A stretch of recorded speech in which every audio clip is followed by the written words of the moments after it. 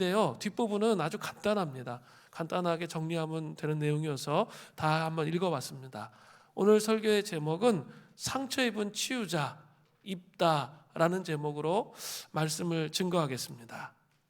헨리 나우에는 하나님의 백성들이 상처 입은 치유자가 되어야 한다고 그렇게 말했습니다. 온디드 힐러. 우리 자신이 입은 상처를 제대로 해석하고 바라보고 극복할 때 우리는 다른 사람에게 생명을 주는 원천이 될 수 있다는 거죠. 물론 상처를 제대로 해석하고 바라보고 극복하기 위해서 필요한 것은 성육신 하셔서 인간의 몸을 입고 오신 예수님께서 지신 십자가를 가슴속에 온전히 받아들임을 통해서 그것이 가능해집니다. 내 상처의 고통이 예수 그리스도의 십자가의 고통으로 상쇄될 때 상처 입은 치유자가 될 수 있는 것이죠. 오스 기니스는 이런 말을 했어요. 우리 각자의 심중에 박혀있는 죄의 응어리는 그렇게도 완강하고 끈질기고 고집스럽고 고질적인 것이어서 우리 모두를 향한 끈질기고 의지적인 사랑만이 우리에게 다가와 우리를 전복시킬 수 있습니다. 그 사랑은 십자가의 말도 안 되는 무력함, 수치, 고통, 외로움, 황량함으로 위장되어 있어야만 했습니다. 다른 길은 없습니다. 한없이 어리석고 연약한 십자가만이 우리를 찾아내 돌려놓을 수 있습니다. 아주 이런 멋진 말을 했습니다. 십자가의 고통을 통과하면 부활의 기쁨이 우리 가운데 다가옵니다. 상처를 우리의 인생 가운데 깊이 입었지만 그 치유된 기쁨을 아는 자가 바로 부활의 기쁨을 아는 사람이 되는 것입니다. 예수님의 열린 옆구리, 또 못 박힌 손과 발, 이 메시지, 그 십자가의 메시지가 내 인생의 한맺힘과 분노와 고통, 인생의 절망을 맡겨드림을 통해서 상쇄될 때 상처 입은 치유자가 될 수 있다는 거죠. 우리 금요신명 기도회 때 말씀드렸는데 이 대림절의 키가 성육신의 은혜죠. 성육신의 은혜, 예수님께서 하나님께서 인간의 몸을 입고 이 땅에 오셨다는 그 말의 의미, 어린 나이에 몸을 입고 이 땅에 오셨다는 말의 의미는 하나님을 만질 수 있고 또 하나님을 느낄 수 있고 하나님과 대화할 수 있는 분으로 우리 가운데 오셨다는 거예요. 그게 성육신의 엄청난 신비이고 은혜예요. 그분이 우리에게 오셨기 때문에 우리 인생의 무거운 질곡과 고통과 아픔과 절망들 혼자 끙끙대는 것이 아니라 십자가 앞에 십자가를 짊어지신 그분 앞에 내어드림을 통해 그 고통이 상쇄될 때 그때 부활의 기쁨이 무엇인지 알게 되는 거예요. 인생을 혼자 짊어지면서 끙끙거리면서 부활의 기쁨을 알 수 있다고요? 천만의 말씀. 절대 알 수 없습니다. 그 짐을 주님 앞에 내어드릴 때 그 부활의 기쁨이 우리에게 오는 거예요. 그럴 때 상처 입은 치유자가 될 수 있는 거죠. 상처를 입었지만 치유받았기 때문에 생명의 근원이 나로부터 흘러가서 다른 사람이 그리스도께 이룰 수 있는 그런 사람이 될 수 있도록 하신다는 거죠. 그게 부활의 기쁨이에요. 그게 성육신의 신비이며 은혜예요. 이걸 눈으로 보고 느끼고 경험하고 만지고 그럴 수 있도록 인간의 몸을 입고 하나님께서 우리에게 오셨다는 겁니다. 상처 입은 치유자는 저의 사역 전반에 걸쳐 있는 모토입니다. 저는 깨어진 가정에서 자랐습니다. 친어머니가 아닌 가정에서 정말 깊은 사랑의 터치를 받지도 못했고 분노와 원한으로, 그 인생을 분노와 원한으로 일그러진 저의 삶의 태도와 모습을 가지고 있었습니다. 그런데 예수 그리스도를 만남을 통해서, 상처 입은 치유자의 여정을 통해서 목회자로 부르시고 목회자로서 사역을 하고 있습니다. 감히 목회를 감당할 수 없는 그런 사람인데 이렇게까지 오게 된 것이 전적인 주님의 은혜임을 고백할 수밖에 없습니다. 저 자신을 생각해 보면, 저의 과거를 생각해 보면, 이글거리는 증오와 분노와 원망 속에 그냥 갇혀서 삶을 그냥 끝내버리고 싶은 그런 마음이 가득 차 있었는데, 예수 그리스도의 그 놀라우신 십자가의 은총과 은혜로 말미암아 그 고통이 상쇄되어지면서 저희 삶 속에 부활의 기쁨이 다가왔습니다. 이것은 저뿐만 아니라 저랑 함께 오랜 시간 같이 이 교회를 이루고 씨름하며 하나님 앞에 나아가고자 하는 모든 성도님들에게도 마찬가지입니다. 우리 인생 속에 많은 아픔과 고통과 정말 상처와 좌절과 낙심이 있지만, 우리 예수 그리스도의 피 묻은 그 열린 옆구리를 만지는 순간 그것이 상쇄되어지는 거죠. 아, 그것이 정말 아무것도 아니구나. 그분이 나를 위해서 십자가에 짐을 짊어지셨구나. 그리고 내가 부활의 기쁨으로 충만하게 되는 거예요. 성육신의 신비가 우리 안에 드러나게 되는 것이죠. 그렇게 우리는 이 자리까지 왔습니다. 오늘 본문에도 상처 입은 치유자로 한 사람이 등장합니다. 바로 사사 입다입니다. 함께 입다의 이야기를 살펴보겠습니다. 먼저 버림받은 입다의 모습이 나타나요. 사사기 11장 1절을 보세요. 길앗 사람 입다는 큰 용사였으니 기생이 길앗에게서 낳은 아들이었고, 자, 입다는 길앗 사람으로 큰 용사였습니다. 여기까지는 좋죠, 그죠? 큰 용사를 영어 성경으로 보니까 mighty warrior, 강한 전사라는 거죠. 그런 사람이었습니다. 여기까지는 그러한 입다가 상당히 인상이 깊어요. 그러나 다음에 따라오는 구절이 심각한 문제예요. 그 뒤에 구절이 아주 심각한 문제인 거죠.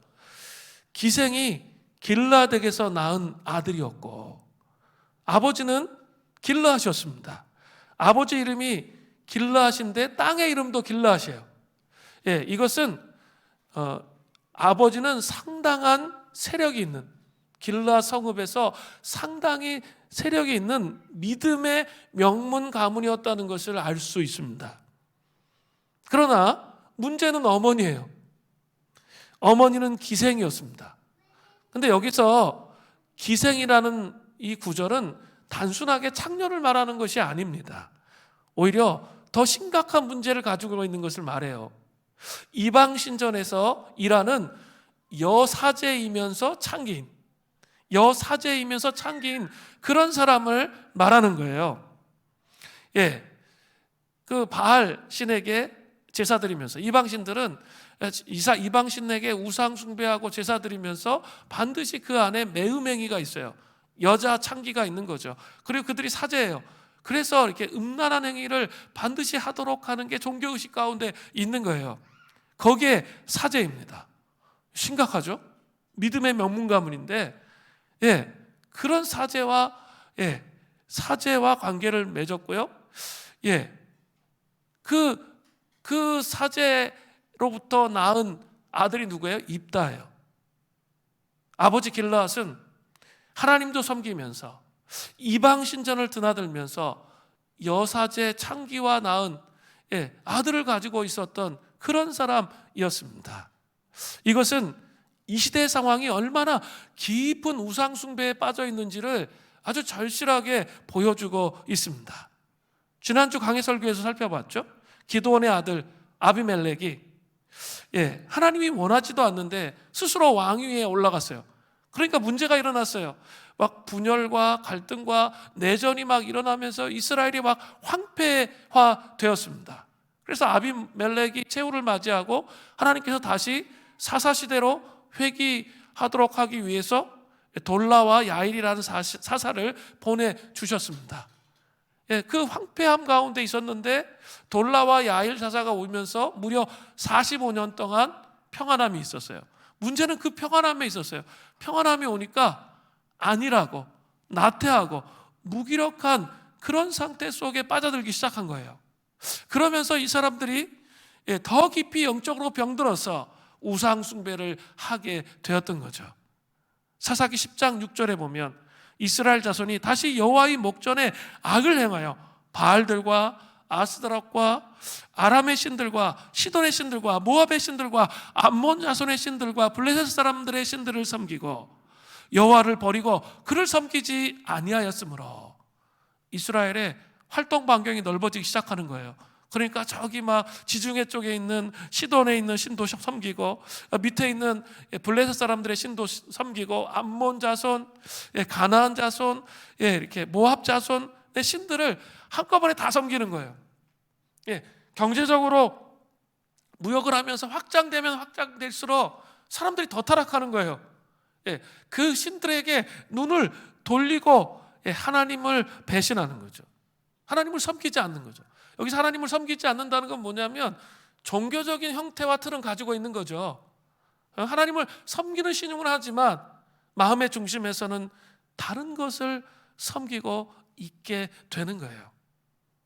입다의 아버지 길르앗도 이러한 상황에 편승해서 겉으로는 하나님을 섬기는 척했어요. 믿음의 명문 가문이니까 하나님을 섬기는 척을 했습니다. 그러나 속으로는 이방신을 섬기는 심각한 타락의 장면이 바로 11장 1절의 내용이라는 거죠. 기생과 아들을 낳은 거예요.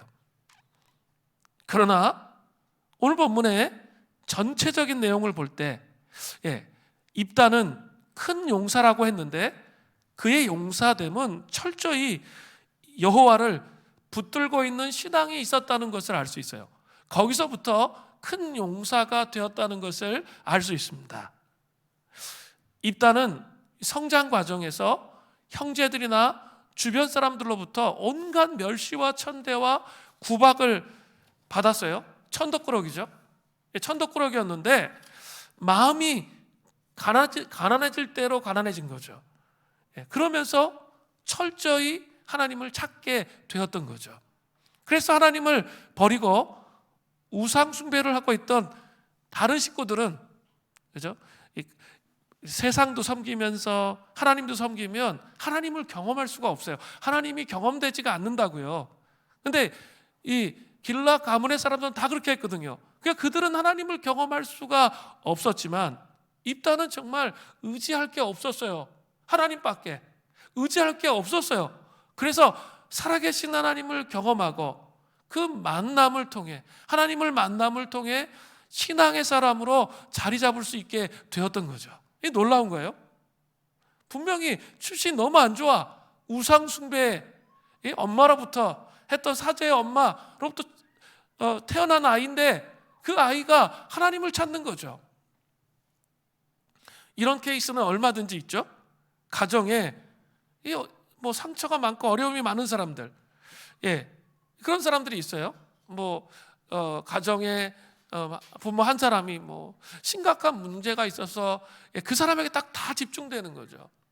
그리고 너무 가정의 삶이 고통스러워. 아버지가 알코올 중독이어서 그것으로 인해 고통당하는 그 자녀들이 많은데, 그럴 때 그 자녀가 오히려 정말 기댈 게 없잖아요. 기댈 게 없으니까 하나님을 의지하면서 그렇게 나아가는 그런 케이스가 된 사람이 바로 입다라는 거죠. 저도 너무 삶이 너무 우울하고 힘들고 이 가정에서 사랑받아 본 적이 없고 늘 거절감에 시달리면서 살았기 때문에 어린 나이에 저도 이렇게 사실 신앙을 갖게 되었습니다. 저는 우리 집안에 예수 믿는 사람이 거의 없었어요. 그리고 이렇게 무당을 섬기고 우상을 섬기는 그런 집안의 사람이었어요. 입다처럼. 그런 집안의 사람인데 삶이 너무 허무하고 공허하고 절망스럽고 세상에 나를 이해해주는 사람이 없고 그리고 그 삶의 원한과 원통함으로 가득 차 있다가 그러다가 이렇게 좋은 친구의 만남과 좋은 목회자의 만남을 통해서 예수 그리스도를 알게 된 케이스가 저예요. 이 고3 때 아주 적극적으로 회심하게 되었죠. 그런 케이스들이 있다는 거예요. 우리는 많은 경우 불행한 가정에서 성장한 아이들이 자라서 문제아가 되는 경우를 참 많이 봅니다. 그러나 그것은 자기 자신에게도 분명히 책임이 있는 거예요. 왜냐하면 어떤 사람은 그런 불행한 가정에서 자랐기 때문에 더 하나님께 나아가 하나님께 귀하게 쓰임받는 경우도 많이 있기 때문에 그런 거예요. 그렇기 때문에 불행한 가정에서 자랐다는 것은 무조건 나쁜 것은 아니라는 거죠. 불행한 가정에서 자라나면서 그 상황 속에서 하나님을 원망하고 불평하고 자포자기하고 나쁜 친구들과 어울리게 될 때 인생이 꼬이는 거죠. 그러나 원망을 풀어내고 불평을 풀어내고 하나님을 의지하고 내가 지금 받은 상처를 제대로 해석하고 극복할 때 오히려 하나님의 기름 부으심으로 귀하게 쓰임받는 경우가 있습니다. 성경을 보세요. 요셉도 그래요. 그죠? 아버지로부터 편애받고 가정이 완전 개판 5분 전으로 막 다 깨어져 있었어요. 형제들의 시기 질투로 인해서 그냥 갔다가 애굽의 노예로 팔아버리잖아요. 형제들이. 그 마음속에 얼마나 한이 많겠어요. 그 불평과 불만과 원망이 인생에 대한 저주가 얼마나 많겠어요. 근데 요셉이 그렇게 했나요? 그렇게 하지 않았습니다. 하나님을 철저히 의지하면서 그 고통의 문제를 해석했을 때 애굽의 총리 대신이 되었고 하나님께서 그 사람을 귀한 사람으로 쓰임받을 수 있도록 했습니다. 또 사무엘을 보세요. 사무엘은 엄마 한나가 임신할 수가 없어서 너무나 괴로워서 하나님 앞에 서원해서 낳은 아이였죠. 그러니까 어린 시절에 성전에 가서 바쳐줬어요. 성전에 가보니까 엘리 제사장의 아들들이 있었어요. 홈니와 비느하스. 그들은 불량배예요. 불량자들이에요. 하나님을 경외하지 않은 막대 먹은 사람들이었어요. 제사장의 아들이었는데도. 그런데 만약에 사무엘이 그것을 보고 영향을 받아서 그렇게 갈 가능성이 많았지만 그가 그렇게 불량배처럼 삶을 살았습니까? 아니에요. 분명히 같이 있으면 분명히 영향을 받겠죠. 근데 그렇게 살지 않았다는 거죠. 그는 정말 하나님을 경외했고 하나님을 더 깊이 만나기를 원했고 그렇기 때문에 사무엘상 3장에 가면 하나님의 음성이 희귀한 시대에 하나님의 음성을 들어요. 그리고 그가 이스라엘 민족을 절망 속에서 구원해내는 위대한 사사이면서 선지자로 사무엘이 쓰게 되잖아요. 성경 안에는 얼마든지 이런 모습들이 많다는 거죠. 그러나 기생의 아들에 불과한 입다가 신실한 믿음을 가지게 되자 배다른 형제들이 시기하는 거죠. 질투하는 거죠. 그래서 니까짓게 뭐 그런 믿음 가져봤자 하면서 시기했어요. 그러다가 어떻게 했습니까? 사사기 11장 2절을 보세요. 길앗의 아내도 그의 아들을 낳았더라. 그 아내의 아들들이 자라매 입다를 쫓아내며 그에게 이르되 너는 다른 여인의 자식이니 우리 아버지의 집에서 기업을 잊지 못하리라 한지라. 신실한 믿음은 가지고 있었지만 입다가 배다른 형제들의 시기와 질투로 길앗 집안의 기업을 잊지 못했어요. 유업을 잊지 못했다고요. 그리고 쫓겨나게 된 것이죠. 쫓겨나게 되었습니다. 한마디로 말하면 신앙의 명문 가문에서 완전히 버림받은 사람이 된 거죠. 이렇게 되면 사람들은 버림받은 것에 집중하는 거죠. 그러면서 증오하며 미워하면서 신앙에 대해서 염증을 느끼면서 함께 그것을 버리고 자기 멋대로 살아갈 가능성이 많아요. 그죠? 우리도 그렇게 예수 믿는 사람한테 상처를 받으면 어때요? 목욕물과 함께 아이까지 버리잖아요. 목욕물이 문제인데, 더러운 목욕물이 문제인데 아이까지도, 정말 소중한 아이까지도 버려버리는 그런 패턴의 신앙생활을 하는 사람이 대단히 많아요. 그리고 우리 주변에 그런 사람들을 많이 보게 됩니다. 분명히 입다도 그럴 수 있는 환경 속에 놓여 있었어요. 그러나 입다는 그렇게 하지 않았다는 거예요. 사사기 11장 3절을 보세요. 이에 입다가 그의 형제들을 피하여 돕당에 거주하며 잡류가 그에게로 모여와서 그와 함께 출입하였더라. 자, 입다는 자신을 버린 형제를 피하여 돕당으로 가서 거주했습니다. 이 돕당은 길르앗 북쪽 변방에 있던 수리아의 한 지역으로 그 이스라엘 지경에 있지 아니하였습니다. 이렇게 요단강이 있으면 요단 동쪽에 길르앗이 있었는데 그 북쪽 위쪽에 이스라엘 지역이 아닌 곳에 돕당이 있었습니다. 그런데 그곳에서도 버림받은 아픔과 상처가 있었지만 하나님의 말씀을 입다는 포기하지 않고 붙잡았습니다. 그죠? 포기하지 않고 붙잡고 하나님을 신뢰함으로 신앙생활을 여전히 하고 있었다는 게 중요해요. 여기서 그렇게 신앙생활을 하니까 잡류들이 입다에게 모여들었습니다. 잡류는 그냥 불량배를 의미하지 않습니다. 입다처럼 사회적 보호를 받지 못하는 가난하고 억울한 상황 가운데 있었던 사람들이었습니다. 그들은 자신들보다 더 어려움을 겪고 있는 입다가 원망과 원한으로 삶을 살지 않고 하나님을 신뢰하는 삶을 사는 것을 보고 도전이 되는 거죠. 그래서 입다에게 모여들어서 따라다니기 시작했습니다. 이런 사람 있죠. 깨어진 가정에서 자랐지만, 심각한 깨어진 가정에서 자랐지만 예수 그리스도의 십자가의 은혜로 그 고통이 상쇄되어서 부활의 기쁨을 깊이 경험하면 그 사람이 되게 발랄해요. 긍정적이에요. 친절해요. 또 사람을 깊이 섬길 줄 알게 돼요. 그러면 사람들이 그 사람에게 매료돼요. 왜냐하면 고통의 깊이를 겪어봤기 때문에 사람들의 마음과 자연스럽게 동화되기 때문에 그 마음을 이해할 수 있기 때문에 그 사람을 품는 거죠. 이런 고통을 겪어보지 못한 사람은 항상 말이 어쩜 그럴 수가, 어떻게 저렇게 살 수가, 이렇게 나가요. 그런데 고통의 깊이에서부터 건짐을 받은 사람은 그렇지 않아요. 그럴 수 있지.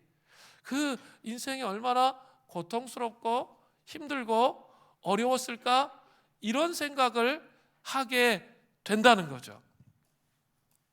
그것을 기억해 봐야 돼요. 섬길 줄 아는 그런 사람이 된다는 거죠. 그러면 그 사람에게 매료되는 거죠. 그게 뭐예요? 상처 입은 치유자죠.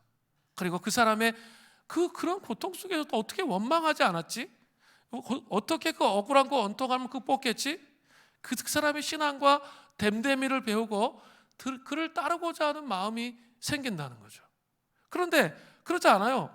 그리고 계속 자기 인생의 상처로 인해서 억울해하고 원통해하고 나 같은 것은 쓰레기야, 하나님이 나를 존귀한 자로 만드셨는데 그걸 믿지 못하고 계속 상처에 허우적거리면서 자기를 비난하고 학대하면서 그렇게 살면 문제는 너무 안타까운데 이게 영적인 법칙이에요. 자기를 학대하고 미워하죠. 그럼 다른 사람도 나를 학대하고 미워해요. 그 원인이 다른 사람에게 있는 게 아니라 내가 학대하고 있기 때문에 그 영적인 것을 끌어들이는 거예요. 그래서 내가 하나님 앞에서 존귀한 자로 당당하게 서 있는 게 얼마나 중요한지 몰라요. 사랑받는 자로 서 있으면 사람들이 나를 함부로 대하지 못해요. 사람들이 막 나를 함부로 대한다고 분노하는데 잘 보면 자기 자신도 자기를 함부로 대하거든요. 그러지 마세요. 하나님이 여러분을 사랑하세요. 존재론적으로 사랑하세요. 이 십자가와 이 부활의 은총을 우리에게 주신 하나님은 이 성육신의 놀라운 은총으로 우리를 깊이 사랑하신다는 것을 보여주고 있는 거예요. 그걸 존재적으로 받아들이기 시작하면 다른 사람들이 나를 함부로 하지 못합니다. 지금 입다가 그런 모습을 보여주고 있단 말이에요.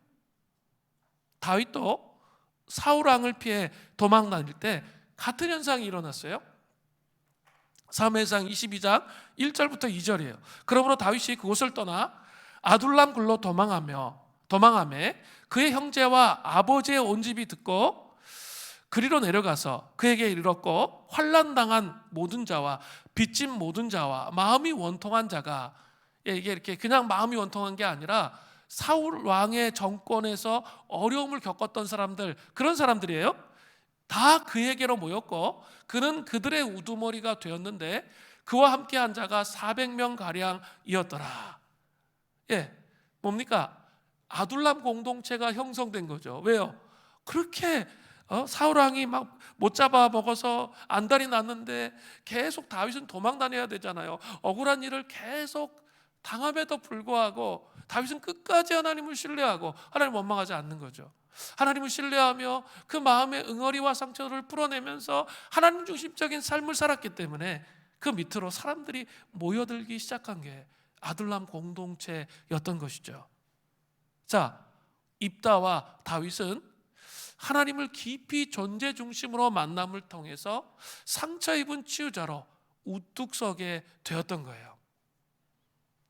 구약에 나타나는 하나님의 이름 중에 제가 제일 좋아하는 이름이 엘샤다이입니다. 엘샤다이는 전능하신 하나님이란 뜻이에요. 창세기 17장 1절에 그렇게 나오는데요. 그 번역이 엘샤다이는 전능하신 하나님이란 뜻이에요. 그러나 엘샤다이의 원은 히브리어로 가슴을 뜻하는 샤드입니다. 그래서 엘샤다이라는 이름은 하나님을 젖가슴이 있는 분으로 묘사합니다. 어머니가 젖먹이에게 자신을 쏟아부어 갈증을 해소시켜 줌으로써 안달하던 아이가 어머니 품에서 잠잠하듯이 엘샤다이의 하나님은 믿는 사람들의 삶 속에 자신을 쏟아 부으셔서 자녀들의 목마르고 안달하는 마음을 만족시켜 주신다는 거예요. 그게 엘샤다이의 하나님이에요. 우리에게 만족을 주신다는 거죠.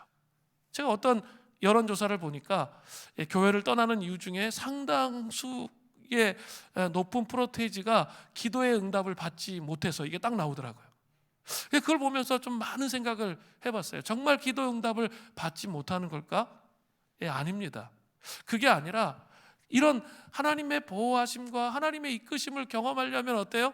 이 상처에서 점철된 상처를 가지고 들이받는 게 아니라 원망하고 불평하고 기도하는 것이 아니라 이 상처로 말미암아 이 고통당한 이 마음에 굳은 마음에 할례를 받아서 마음이 벗겨져야 돼요.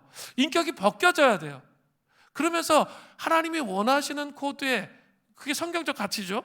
그 코드에 자기를 내어드리면 분명한 만족과 기도 응답을 경험하게 돼요. 그런데 그거 하기 쉽지 않은 거죠. 그걸 내려놓고 싶지 않은 거예요. 자기를 포기하고 싶지 않은 거예요. 상처받은 마음을 포기하고 싶지 않아요. 그러니까 계속 하나님과 평행선의 긴장의 관계를 계속 가는 거죠. 그러니까 당연히 기도의 응답이 없죠. 우리의 신앙생활을 생각해 봐야 돼요. 그것이 아니라는 거예요. 엘샤다이의 하나님은 정말 우리에게 목마름을 다 채워주시기 위해서 그 정말 십자가의 고통을 짊어지셨다는 거죠. 그만큼 사랑하신다는 거예요. 근데 하나님께서 그냥 내 고통 속에서, 상처 속에서 허우적거리는 고집스러움으로 여러분에게 기도의 응답을 주셨다면 그것은 여러분의 삶이 저주가 되는 거예요. 하나님을 더 아는 게 아니라 더 하나님을 멀어지게 돼요. 그러니까 응답해 주실 수가 없는 거죠. 여러분을 사랑하니까. 그것을 벗겨내기를 원하시는 거예요. 그래서 정말 하나님이 원하시는 뜻 안에 있기를 원하는 거죠. 이런 사랑을 경험해야 돼요. 전능하신 하나님, 우리의 기도에 진실로 응답하시는 하나님을 경험해야 돼요. 그런 사람이 상처 입은 치유자로 우뚝 설 수가 있는 거죠.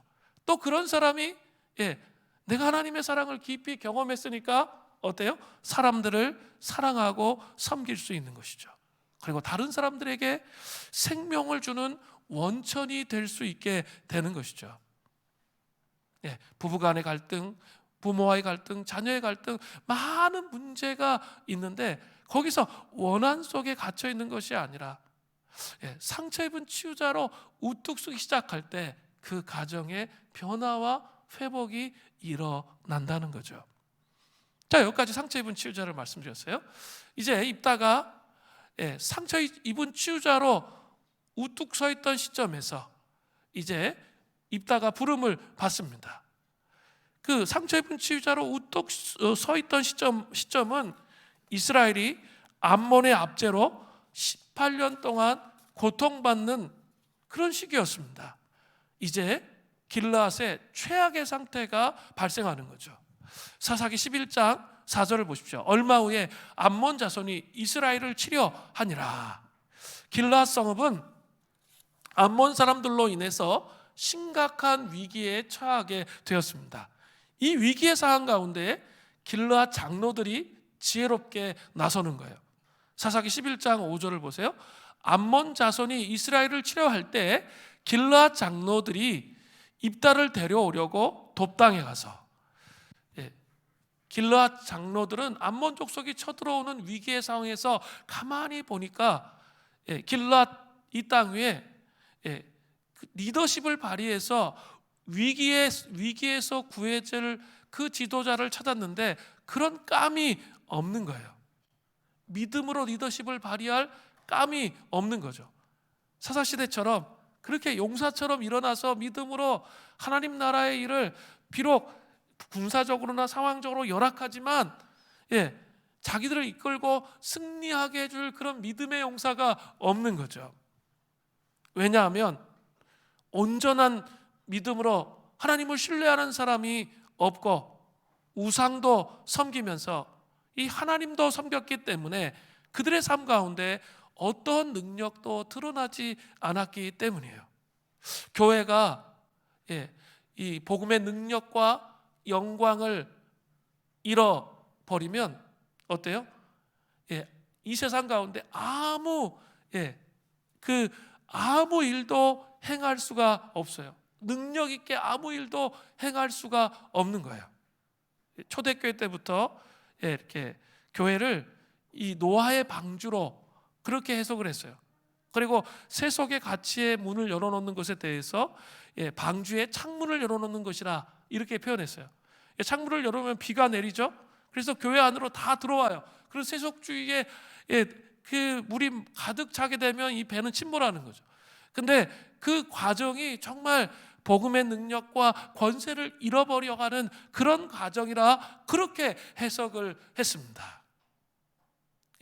하나님도 찾고 세상도 세상의 가치도 찾는 그런 가운데에서는 온전한 믿음의 사람이 키워지지 않는다는 것을 길르앗 성읍에 있는 사람들을 통해서 우리는 볼 수 있게 되는 거예요. 그런데 가만히 보니까 입다의 믿음의 소문이 이스라엘 장로들에게 들려온 거죠. 그래서 그들은 돕당으로 가서 입다를 데리고 오려고 했던 것이죠. 사사기 11장 6절을 보세요.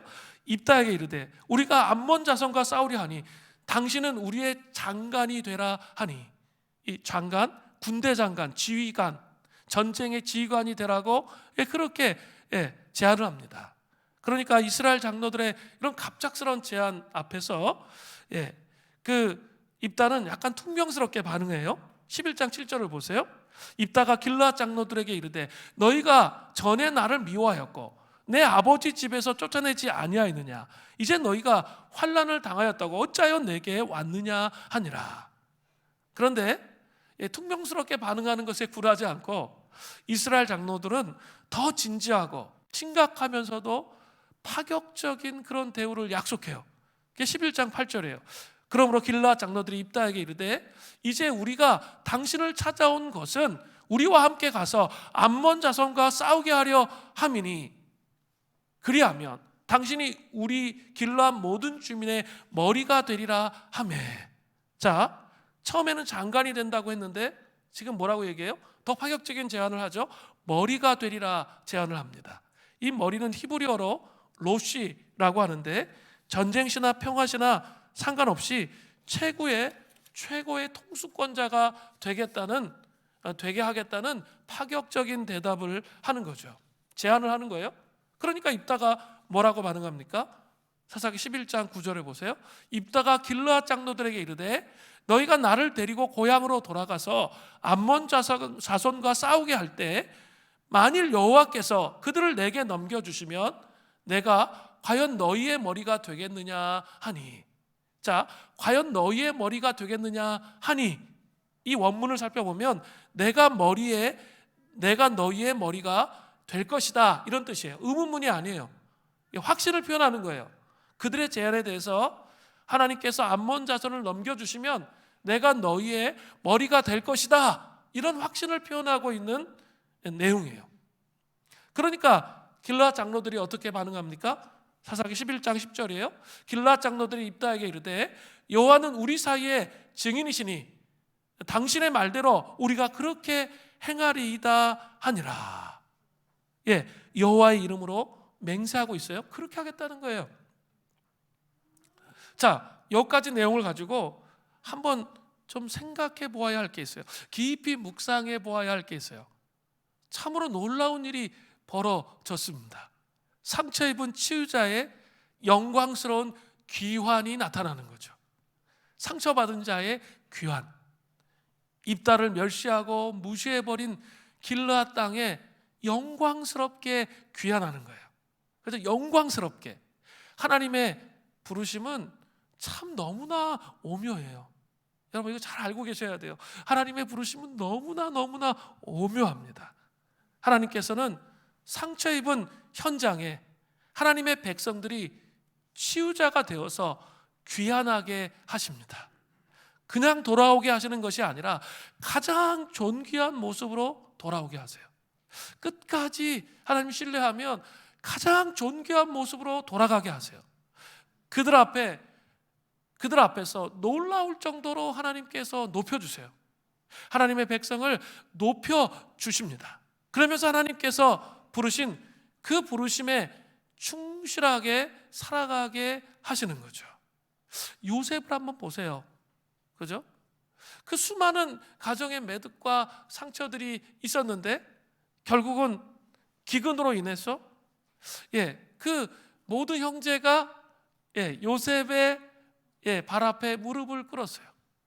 요셉은 혼자 고독하고 외로운 시간들 가운데 그들을 용서하고 화해하는 여정으로 오랜 시간을 소모하면서 하나님 앞에 씨름을 했죠. 그리고 결국은 그 용서를 통해서 어때요? 결국은 그들이 요셉의 발 아래 무릎을 꿇게 하셨습니다. 그것뿐만입니까? 아니에요.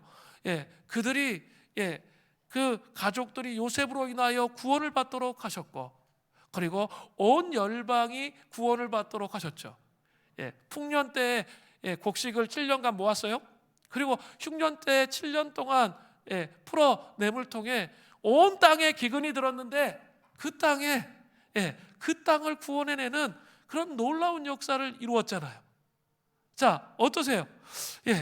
하나님의 힘들게 버림받았던 그 자리에서 가족들에게 높임을 받고 하나님은 더 크게 하나님의 부르심을 통해서 하나님 나라의 일을 할 수 있도록 그렇게 하셨다는 것이죠. 이게 놀라운 부르심의 은총이에요. 그냥 나 하나 치유받고 끝나는 게 아니에요. 그냥 그 마음의 원한과 원망을 갖고 살지 마시고 빨리 이것을 내려놓으세요. 빨리 하나님 앞에서 씨름하면서 이것을 벗겨내세요. 그러면 반드시 오게 돼요. 그 가정에서 나를 하나님께서 높여주세요. 그리고 그 다음에 부르심, 더 중요한 부르심이 있게 되는 거예요. 가정에서 아내와 남편 사이에 심각한 갈등의 문제가 있으세요? 먼저 하나님 앞에 먼저 가서 용서합니다. 그냥 판에 박힌 말 하지 마시고 그냥 먼저 하나님 앞에 억울함과 원통함, 절망스러움, 그 감정들을 풀어내고 십자가 안에서 그 십자가의 죽으심과 부활을 통해 상세됨을 통해 여러분 치유를 받아야 그 다음에 대화할 수 있어요. 그리고 용서할 수 있어요. 풀어낼 수 있어요. 그래야 이 가족을 통해서 하나님께서 갖고 계신 이 땅을 향한 구원의 계획, 하나님의 구원의 경륜을 선포하는 자의 삶을 살아갈 수 있게 되는 거예요. 훨씬 더 풍요로워요. 정말 존귀한 자가 되도록 하나님께서 하시는 거예요. 그게 손해보는 일이 아니라, 하나님 뜻대로 하면 손해보는 게 아니라 존귀한 자가 되게 하시는 거예요. 직장도 마찬가지예요. 힘들게 하고 버림받게 했던 직장에서 여러분 정말 그 마음의 의리와 원통함과 원망들을 풀어내게 되면 반드시 높임을 받게 되어 있습니다. 그리고 높임을 받는 것으로 끝나는 게 아니라 그 직장 안에서도 생명을 살리는 사람이 될 수 있게 되는 그 부르심으로 간다는 거예요. 사업에서도 마찬가지입니다. 이리 치이고 저리 치이고 너무 힘들고 어렵고 고통스럽지만 정말 내가 억울해하고 원통해하지 않고 그 모든 상황 속에서 하나님 앞에 맡겨드리면서 나아가기 시작하면 반드시 그 자리가 상처 입은 치유자의 자리가 돼요. 그리고 생명을 살리는 더 큰 부르심을 받게 된다는 거죠.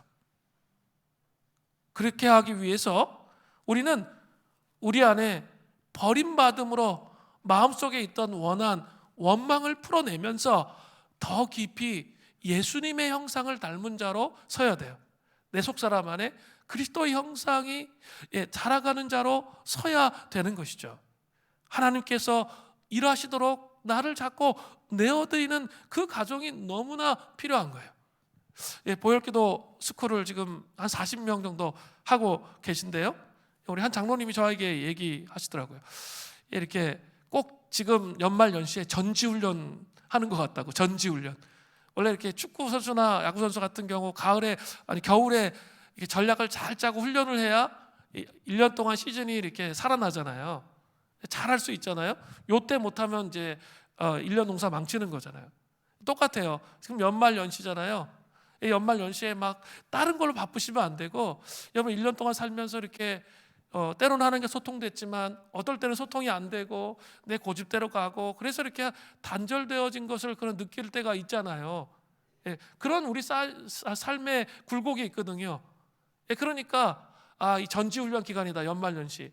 그래서 하나님 앞에 집중해서 다시 하나님과의 소통과 교제의 문을 여는데 집중하는 그런 모습이 필요하다는 거죠. 그렇게 씨름을 하다 보면 반드시 옵니다. 원망하고 절망하지 말고 끝까지 인내하면 반드시 우리를 높여주시는 순간이 와요.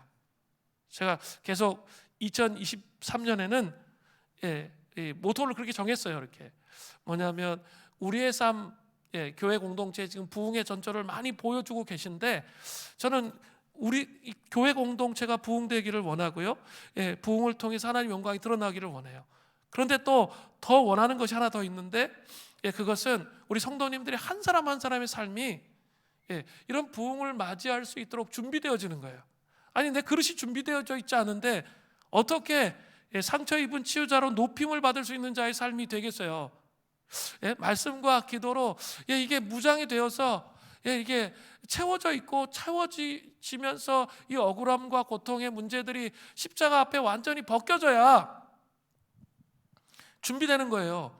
말씀과 기도로 준비되면 하나님께서 반드시 그 사람을 높여주시는 시간이 반드시 와요. 저는 그런 시간이 우리 많은 성도들이 2023년에 그런 시간을 맞이하기를 소원합니다. 상처 입은 치유자가 되게 하십니다.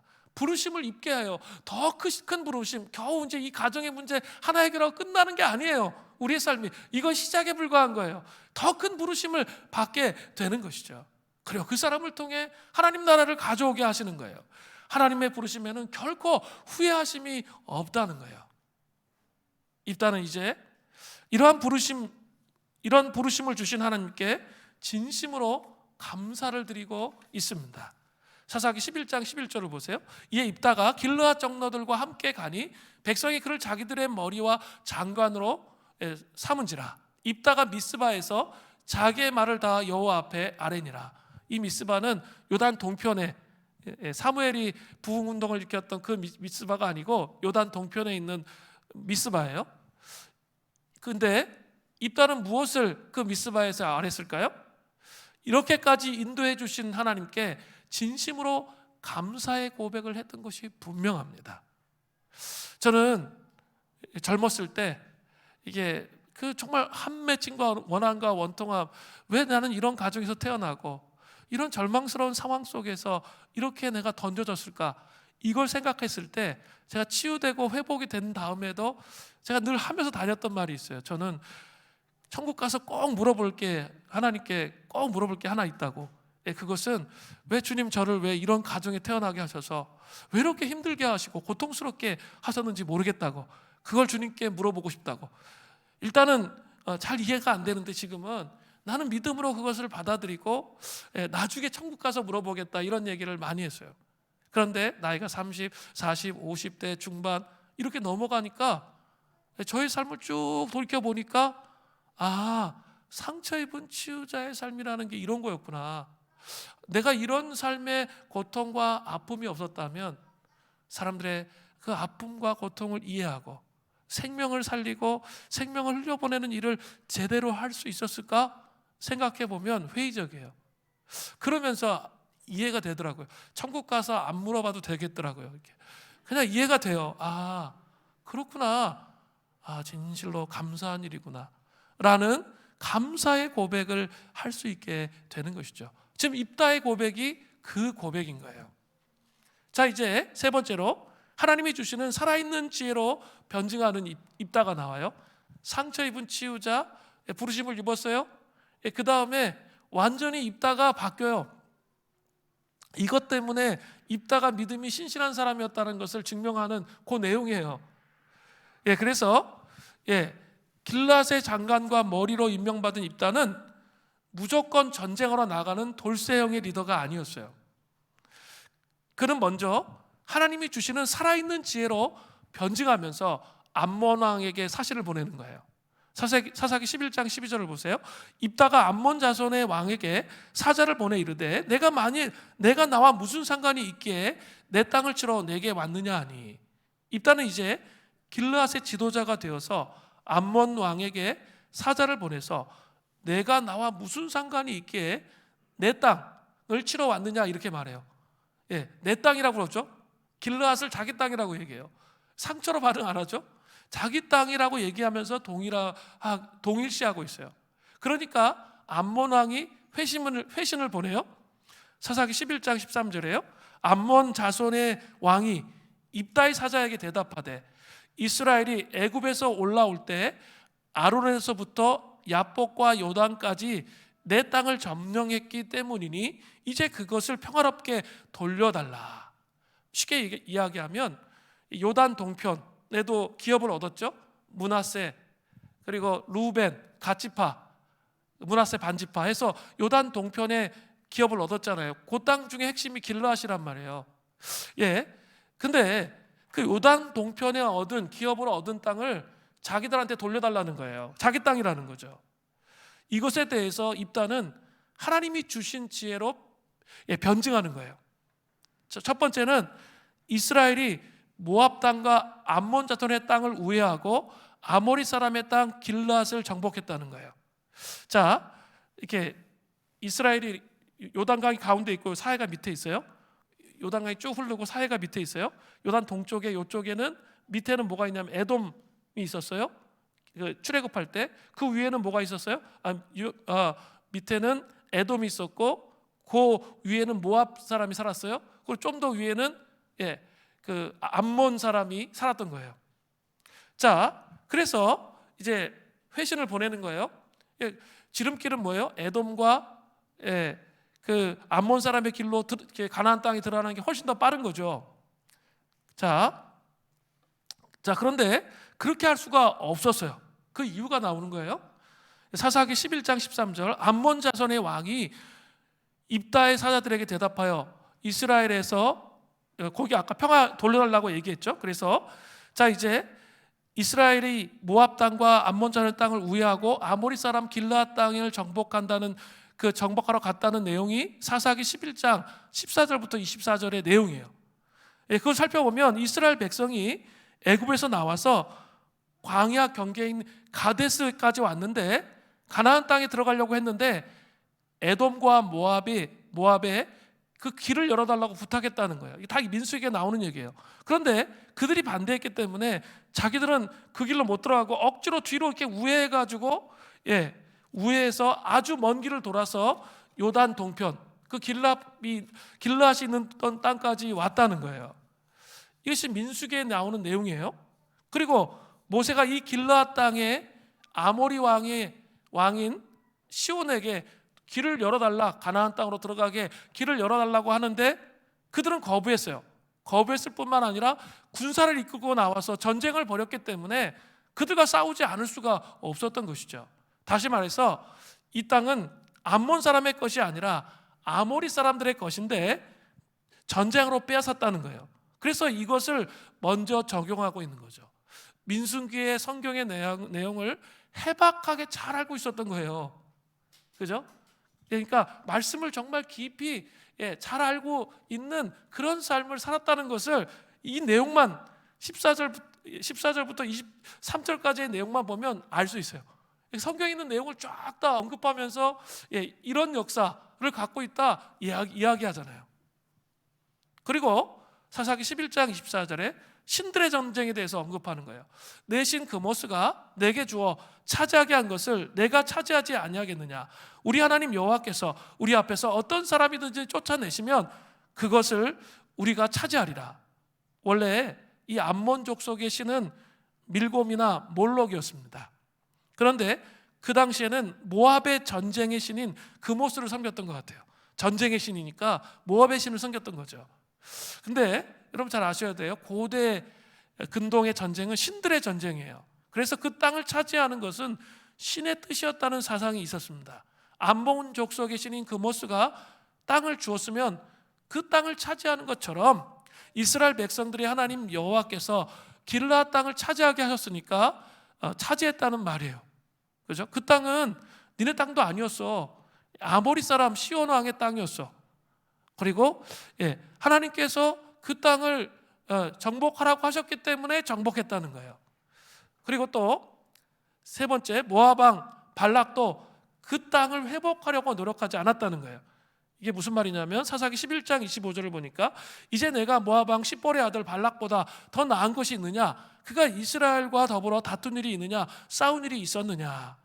이게 무슨 말이냐면 과거 이스라엘이 시온 왕에서 이 땅을 빼앗았죠. 길르앗 땅을. 그랬을 때 당시 모압 왕이 그 땅이 자기 것이라고, 원래 자기가 주인이었기 때문에 자기에게 돌려달라고 그렇게 요구한 적이 없었다는 거예요. 원래 그게 모압 땅이었다는 거죠. 근데 아모리 사람이 먹고 있었는데 땅을 빼앗겼는데 또 돌려달라는 말을 안 했다는 거죠.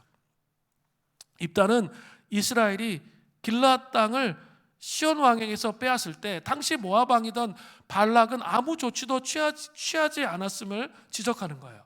모압 왕 발락이 당시 아무런 조치도 취하지 않은 것은 이스라엘이 정복한 땅을 차지한 것을 암묵적으로 인정한 것이 아니냐는 거예요. 와, 이 성경에 대해서 아주 박식하게 알아요. 그래서 그것을 아주 논리적으로 외교적으로 이렇게 풀어내고 있는 거예요. 제가 깜짝 놀랐어요. 입다가 이런 사람인지. 뒤에 다음 주에는 실수를 좀 하는데 그거에만 너무 집중돼 있었지, 이런 앞에 이런 내용에 탁월한 전략을 갖고 있는 사람인지 깜짝 놀랐어요. 그런 이야기를 풀어내는 거예요. 그러면서 마지막으로 이런 논리를 피는 거예요. 300년이나 이제 그 땅을 이스라엘이 차지하고 있었다는 거예요. 사사기 11장 26절을 보세요. 이스라엘이 헤스본과 그의 마을들과 아로엘과 그의 마을들과 아르논 강가에 있는 모든 성읍을 거주한 지 300년이거늘 그동안 너희가 어찌하여 도로 찾지 아니하였느냐. 이게 뭐예요? 이스라엘이 이미 300년 동안이나 차지하고 있었기 때문에 이제 와서 암몬 왕이 그 땅을 차지하겠다고 우기는 것은 말도 되지 않는다는 논증이죠. 네 가지 논증을 통해서 확실하게 딱 반박해 버리는 것이죠. 그리고 나서 철저한 논증을 하고 나서 어떻게 해요? 온전히 하나님을 의탁하는 고백을 하는 거예요. 사사기 11장 27절을 보세요. 내가 내게 죄를 짓지 아니하였거늘 내가 나를 쳐서 내게 악을 행하고자 하는도다. 원하건대 심판하시는 여호와께서 오늘 이스라엘 자손과 암몬 자손 사이에 판결하시옵소서 하였으니, 이제 입다는 어느 편의 주장이 옳은지 하나님께서 공의로 심판해 주실 것을 고백하고 있는 거죠. 분명히 암몬 사람들이 왜곡된 생각을 가지고 잘못된 가치관을 가지고 이렇게 하는 것이다 라는 것을 알고 공의로 심판해 달라고 하나님께 맡겨드리는 기도를 하는 거예요. 자, 이런 내용을 살펴보면 입다는 하나님의 살아있는 지혜로 암몬 왕에게 논리적으로 변증했다는 것을 알 수 있어요. 입다는 하나님을 경외하는 삶을 살았고 성경적 가치가 세워져 있는 사람이라, 세워져 있는 사람이라는 것을 한눈에 금방 알 수 있는 거죠. 말씀과 기도의 삶을 사는 거 대단히 중요해요. 제가 계속 얘기하고 있어요. 말씀과 기도의 삶을 사는 게 엄청 중요해요. 그래서 속사람이 그리스도의 형상으로 변화되는 거 중요하고, 성경적 가치가 우리 가슴 속에, 머릿속에 새겨지는 거 중요해요. 근데 왜 그것을 해야 돼요? 그것이 목표이면 안 돼요. 그것이 목표가 아니라 첫 번째는 우리가 그것을 통해서 그리스도의 형상으로 변화되는 거예요. 두 번째 목표는 뭘까요? 두 번째 목표는 이 땅 위에서 하나님 나라를 세워야 되잖아요. 하나님 나라를 세우려면 뭐가 필요한 거죠? 여러분, 제가 금요 심야 기도회 때 말씀드리고 기도했는데 두 가지가 필요한 거예요. 하나님의 전략과 하나님의 살아있는 지혜가 우리의 삶 속에 오는 거예요. 제가 이렇게 하나님 음성 듣는 것을 이렇게 또 말씀하시지만 대체적으로는 그렇게 말씀하시지 않는다 그랬어요. 하나님의 전략은 그런 식으로 오지가 않아요. 말씀을 정말 오랫동안 묵상하고 씨름하고 내가 하나님 나라를 위해서 살겠다는 결정을 하면 놀라운 게 내 생각 속에 하나님이 어떤 생각을 부어주세요. 그리고 이게 퍼즐이 맞는 것처럼 조각이 맞아지면서 내가 사업을 이렇게 해가야 되는구나 알게 돼요. 지금 우리 가정에 이런 문제가 있는데 이렇게 살아야겠구나, 이런 단서들이 나와요. 그게 살아있는 하나님의 지혜이면서 하나님의 전략이에요. 그죠? 이 말씀이 채워지는 게 손해보는 것 같고 늦게 가는 것 같은데요, 진짜 빠르게 가는 거예요. 하나님은 아주 작은 조각의 퍼즐들이, 이 말씀이 채워져 있으면 작은 조각의 퍼즐들이 자기 삶 속에서 역사하도록 하시는 거예요. 이 매듭이 막 안 풀려요. 꽉 막혀 있어요. 그럴 때 하나님이 확 다 풀어주시는 게 아니라 작은 조각의 퍼즐이 무엇인지 내 생각의 퍼즐을 하나님께서 전략으로 사용하시는 거예요. 그래서 그 희미한 전략들이 하나, 둘, 셋 들어오면서 가정에 그 묶임이 풀리는 거예요. 이런 방식으로 가야 되는구나를 알게 되는 거죠. 하나님이 지혜로 우리 시부모님과의 관계에서 이렇게 해야 되는구나, 직장에서 이렇게 해야 되구나, 어떤 희미한 깨달음이 와요. 근데 그것은 이 자기 성찰이 잘 되어 있어야 돼요. 뭐든지 다 문제는 다 남의 탓이야, 자기는 하나도 잘못한 게 없어, 이러면 절대로 하나님의 지혜가, 하나님의 살아있는 전략이 오지 않습니다. 자기를 성찰하고 자기를 깨뜨리고 완전히 내가 십자가에 사로잡힌 자가 되려고 하면 그 전략이 와요. 그것은 구분이 돼요. 자기가 알아요. 나중에 내 지혜에서 나온 것과 하나님이 주신 지혜가 달라요. 이걸 알아야 돼요. 내 의지로 열심히 노력하는 것과 하나님이 주신 의지로 열심히 노력하는 게 완전 달라요. 그것을 알기 시작할 때 삶을 정말 하나님의 부르심의 소명에 의해서 행복하게 경영해 갈 수 있게 되는 거죠. 근데 보니까 지난 몇 년 동안 정말 성경을 많이 읽혔어요.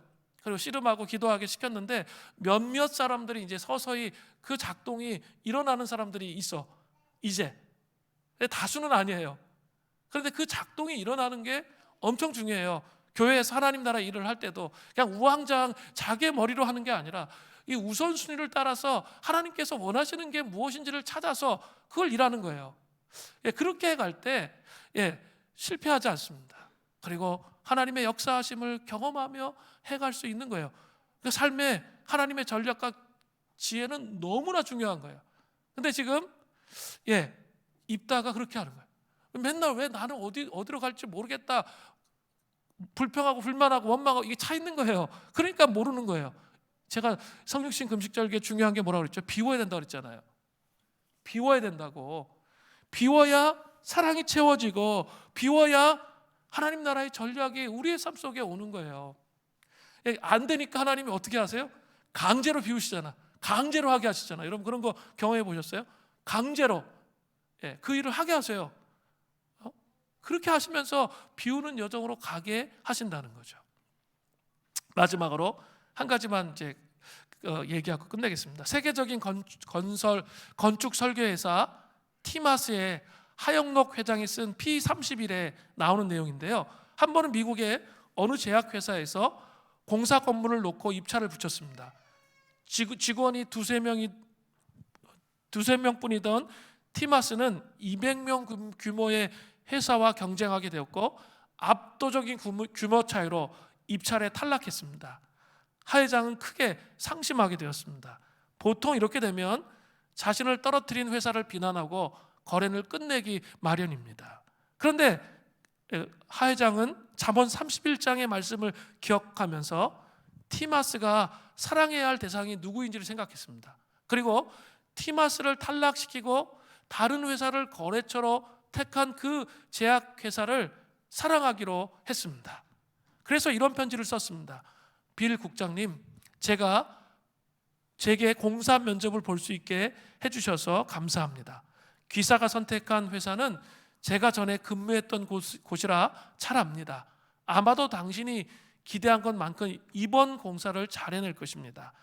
그렇게 큰 회사와 경쟁할 수 있는 기회를 주신 것에 감사합니다. 이런 편지를 썼어요. 감동적인 내용의 편지입니다. 보통 이런 편지는 훗날에라도 기회를 한 번 더 받게 되지 않을까 하는 기대로 쓰기 마련인데, 하 회장은 그저 묵상한 것을 실천하려고 하는 소박한 마음으로 그 편지를 썼습니다. 예상한 대로 답지는 오지 않았습니다. 하 회장은 하나님을 향한 경외를 실천했다는 사실만으로 충분히 복되다고 느꼈습니다. 자신이 하나님의 지혜로, 하나님의 전략으로 삶을 살고 있음을 느꼈기 때문입니다. 그러던 어느 날 1년 남짓이 흘러서 그 제약회사에서 연락이 왔습니다. 입찰이나 사전 미팅이 없이 바로 티마스에게 새 공사권을 맡기고 싶다고 했습니다.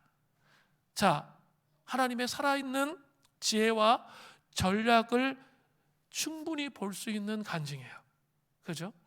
자기의 생각, 자기의 관점이 아니라 하나님의 가치와 기준으로 삶을 살면서 하나님이 주시는 전략으로 삶을 살 때 삶 속에 정말 생각하지도 못한 엘샤다이의 하나님이 전능하심을 나타내셔서 일하시고 역사하시는 것을 보게 되는 거예요.